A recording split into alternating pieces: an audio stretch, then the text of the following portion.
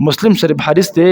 عبدالله ابن عباس رضی الله عنه فرمایي وایي زه یو ورځ د نبی علیه الصلاة والسلام سره ناست وم، نو نبی علیه الصلاة والسلام ما ته وفرمایل چې نن د اسمان دروازه کولاو شوه او د نن نه مخکې دا دروازه چرته هم نه راکولاو شوي، او نن د اسمان د دروازې نه یو فرشته راکوزه شوه چې د نن نه مخکې هغه فرشته چرته هم نه ده راکوز شوي.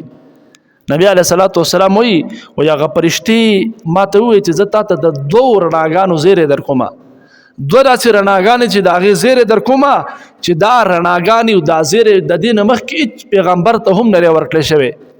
نو نبی علیه الصلاة والسلام وفرمایل وایي هغه فرشتې وفرمایل چې یو د سورې فاتحې دا رڼا ده، او دویم خاتمه د سورې بقرې یعنی د سورې بقرې آخري رکو چې دې ته یې رڼا ځکه وفرمایله. علما لیکي وایي دې ته هغه فرشتې رڼا ځکه وویله چې د قیامت په ورځ به د خپلو لوستونکو مخکې روانئ.